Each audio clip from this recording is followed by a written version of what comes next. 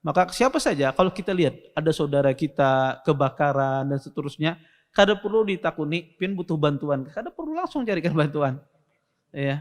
Atau saudara kita itu tertimpa musibah, ya rumahnya roboh atau apa, atau anaknya sakit, dia masuk rumah sakit, kada perlu ditanya, Anda butuh bantuan. Kalau Anda bisa bantu, bantu.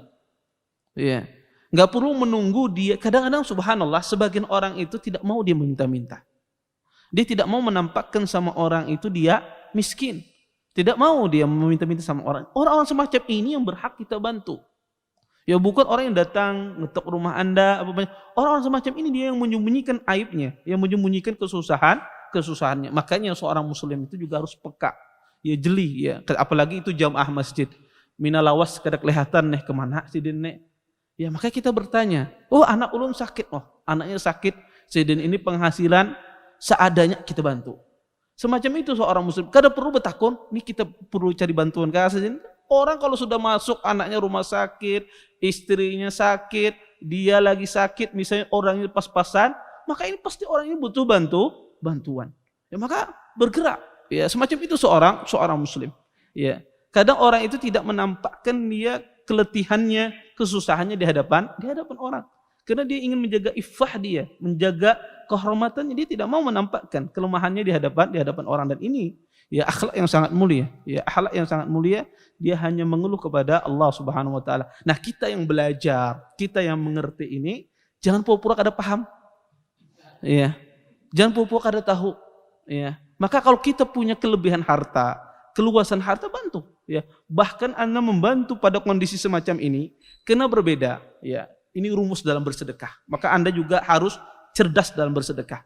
Berbeda orang bersedekah pahalanya, bersedekah ketika semua orang bersedekah.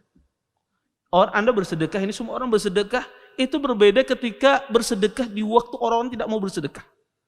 Ya.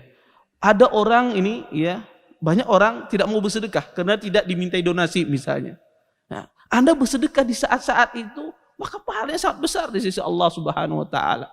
Di mana? Karena faktor penggerak bersedekah itu tidak ada, tapi Anda melakukan hal demikian. Ya.